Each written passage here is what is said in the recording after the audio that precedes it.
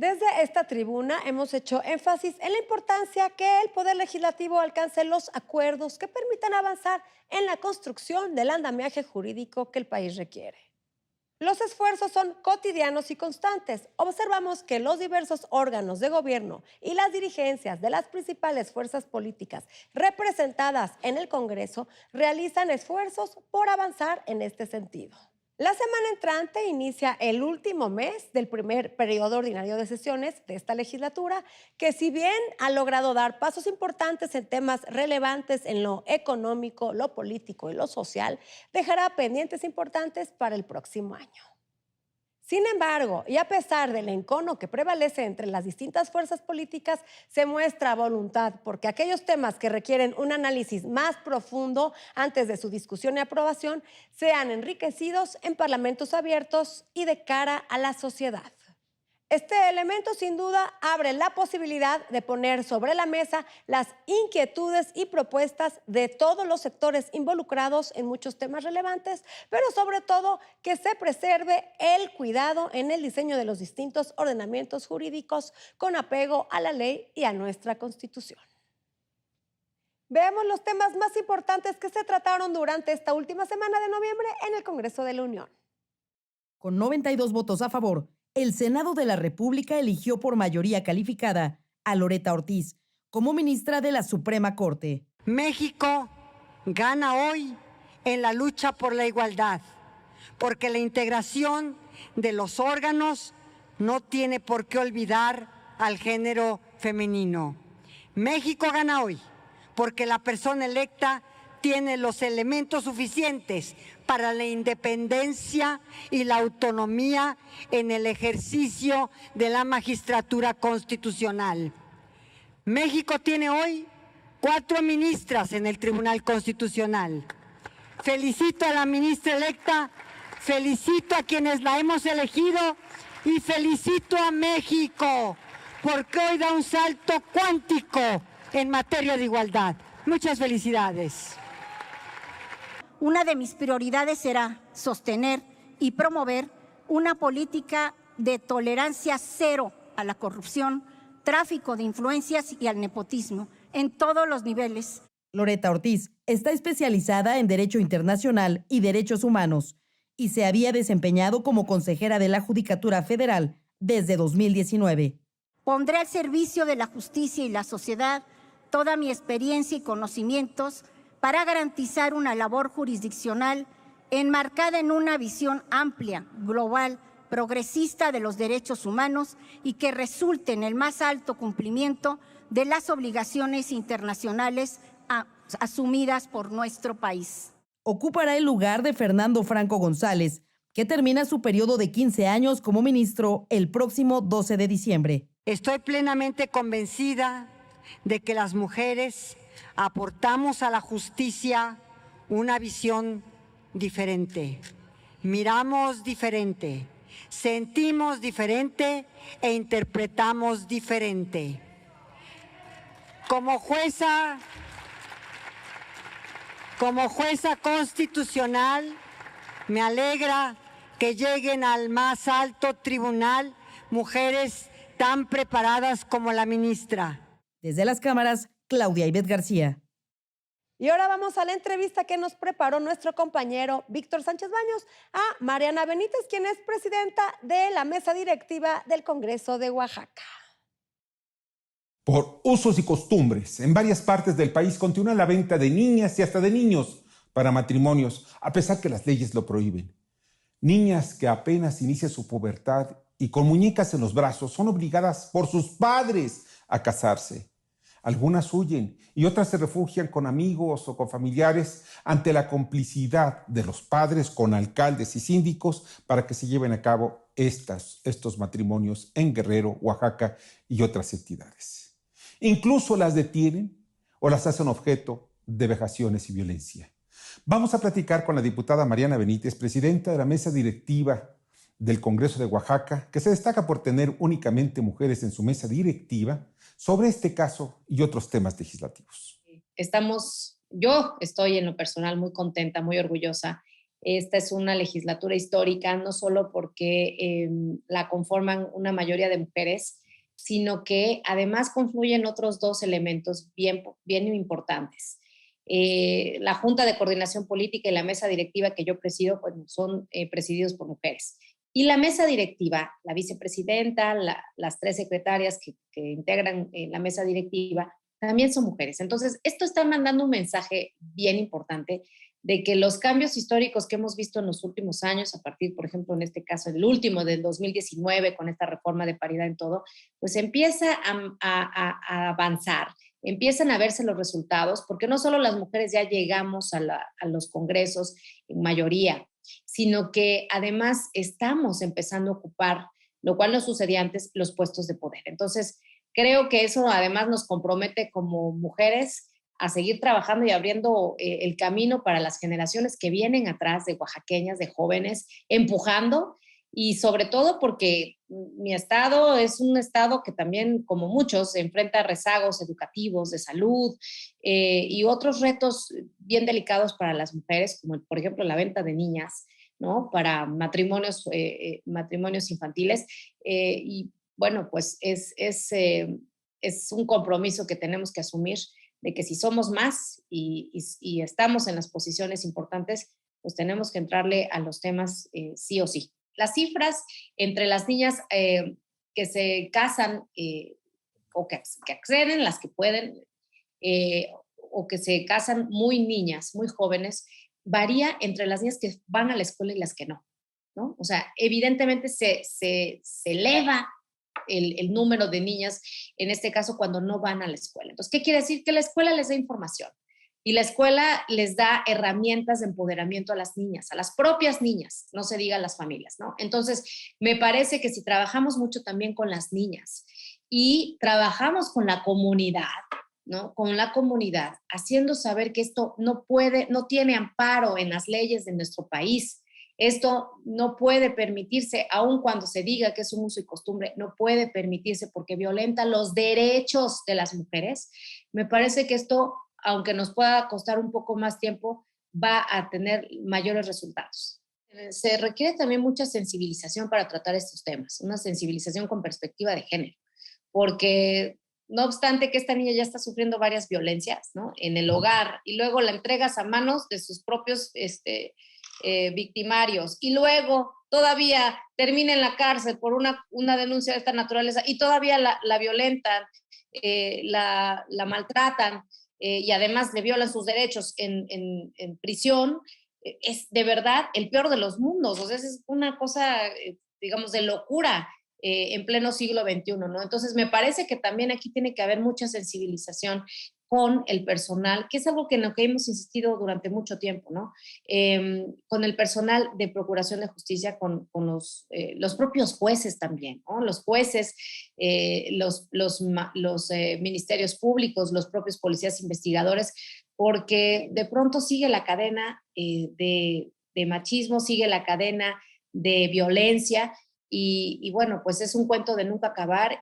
Vamos con Alicia Salgado y su análisis oportuno. Hola Adriana, ¿cómo estás? Me da muchísimo gusto saludarte. El presidente Andrés Manuel López Obrador, en la mañanera del pasado miércoles, dio a conocer que efectivamente había retirado la candidatura de Arturo Herrera, su exsecretario de Hacienda, para ocupar la gubernatura del Banco de México, algo que el mismo Herrera ratificó en un Twitter el martes pasado, y que en su lugar enviaría una propuesta, la propuesta de Victoria Rodríguez Ceja, que es actualmente la subsecretaria de egresos de la Secretaría de Hacienda, una persona de su más entera confianza. Con ello, ya se sumarían 3 mujeres en el Banco de México y la cabeza de la administración, que ese es el punto más importante, no es tanto la integración de la Junta de Gobierno, sino que la persona que llega es una persona reconocida por sus criterios de austeridad y por saber manejar reestructuras administrativas, algo que ha generado muchísimo estires y aflojas con el presidente Andrés Manuel López Obrador durante estos 3 años previos. Él ha insistido en la necesidad de que se bajen los sueldos en la Junta de Gobierno, que cambien y que se adecúen pues los sistemas de austeridad que ha implementado en el resto de la administración pública en los órganos autónomos. El Banco de México ganó un amparo y bueno, la llegada de Victoria podría eventualmente retirar esas causales de amparo o ese amparo y ejecutar administrativamente lo que desea el presidente López Obrador.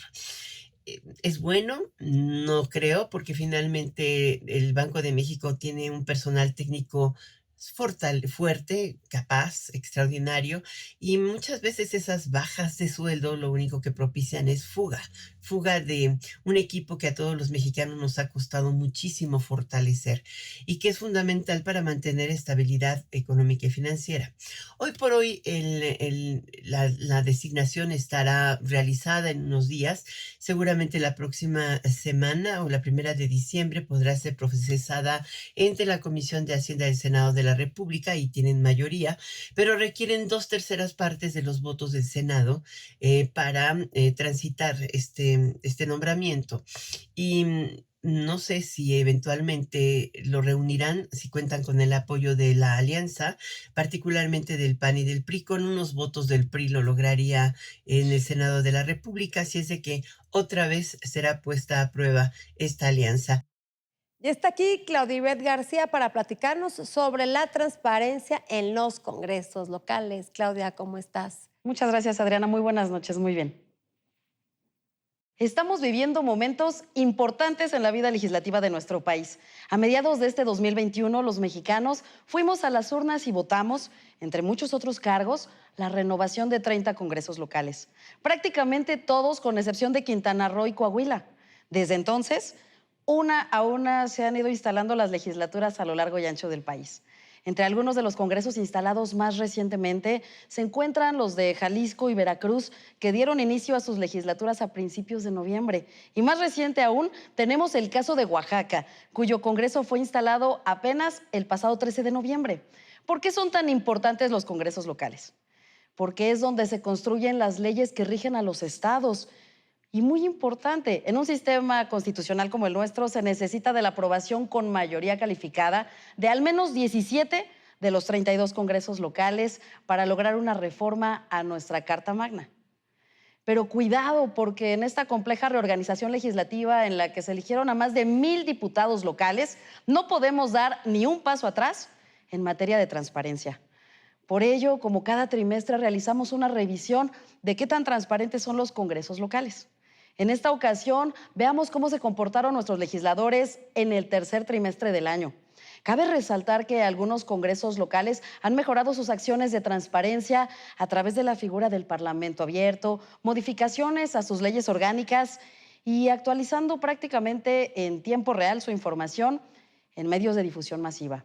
Los congresos de Guanajuato, Chihuahua, Jalisco, Tamaulipas y Campeche se mantuvieron como los congresos mejor calificados en materia de transparencia con respecto al trimestre anterior.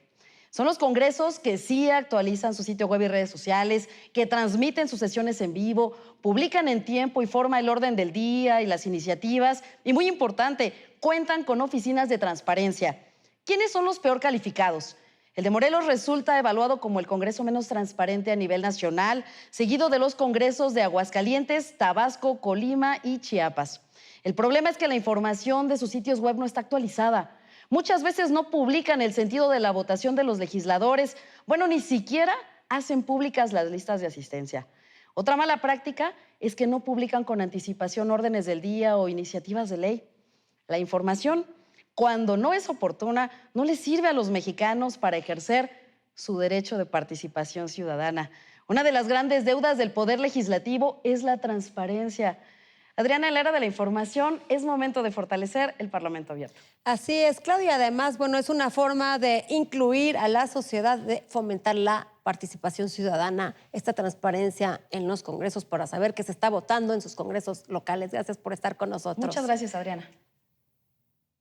Vamos a un corte comercial y no se vaya porque al regresar hablaremos con la presidenta de la Comisión de Gobernación, Mónica Fernández Balboa, quien es senadora por Morena, y vamos a platicar con ella sobre la revocación de mandato y los pendientes legislativos de la comisión que preside.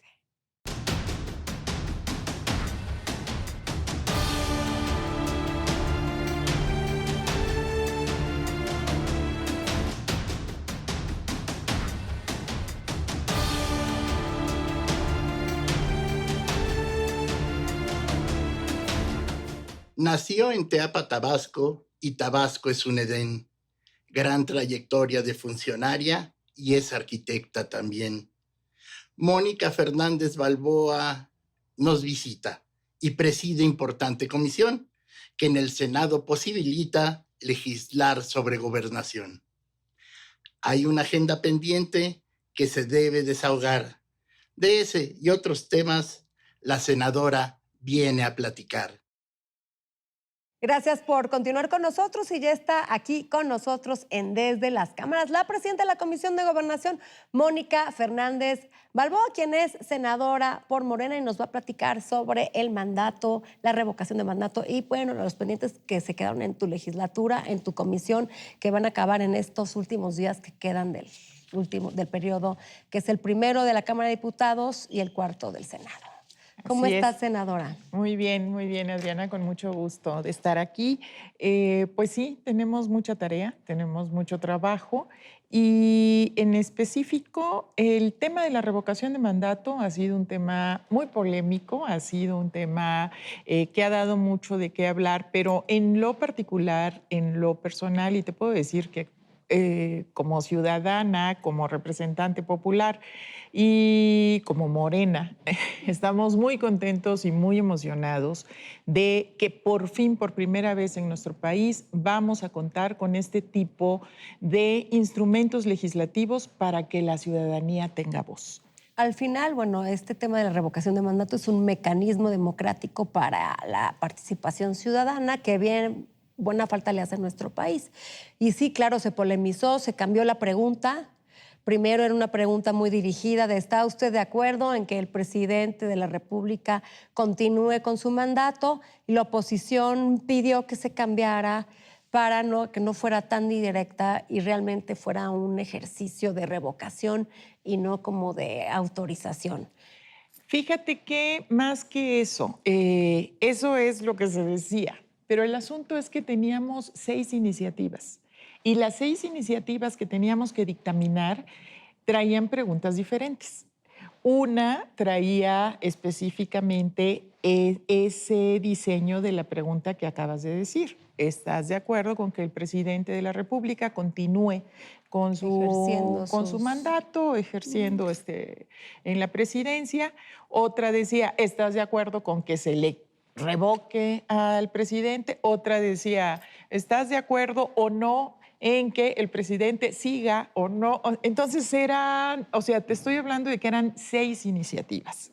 Una de Morena, una del PRI, una de Movimiento Ciudadano, otra más de Morena, otra del PRD, y alguna otra que ya que no recuerdo. Todas las fuerzas políticas participaron. Exactamente. Entonces, ¿qué pasó? Que tuvimos que hacer un esfuerzo muy importante, un trabajo muy importante de conciliación, de redacción, y yo te puedo decir que se armó una mesa. La comisión primero les hizo un planteamiento de decir, aquí están las 6 iniciativas que se han presentado.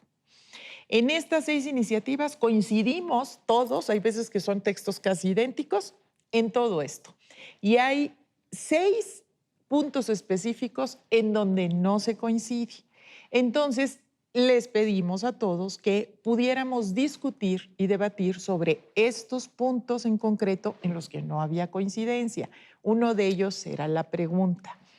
Entonces, después de muchas discusiones, se estableció una mesa de trabajo donde personalmente las senadoras, los senadores interesados, asesores, etcétera, estuvimos trabajando la redacción precisa que pudiera ser consensada entre todos.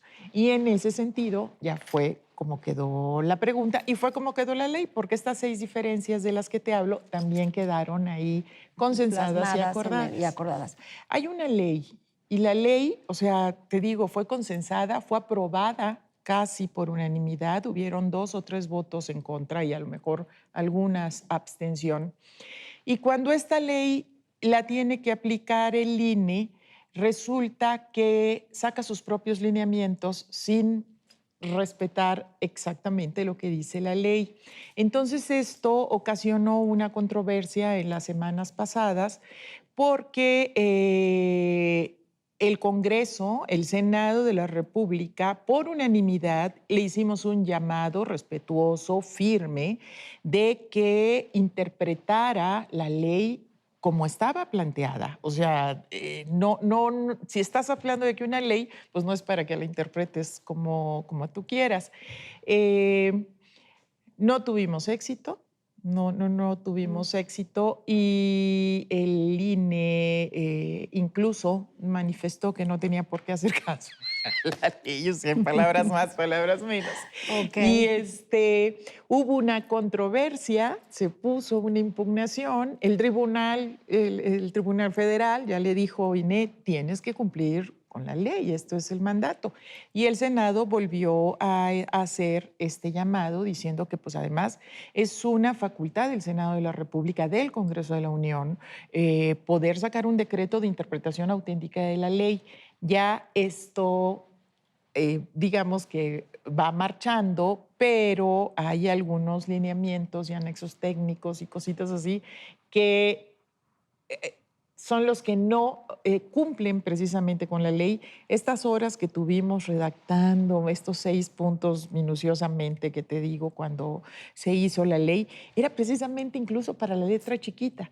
Y resulta que es la que están cambiando. Qué bueno, siempre bueno. la letra chiquita, el diablo está en los detalles. Exacto. Entonces, bueno, qué bueno que se haya hecho un ejercicio abierto en donde participaron todas las fuerzas. Sí. Políticas y bueno, cuando se realice este ejercicio no se va a poder impugnar ya que se participaron todos.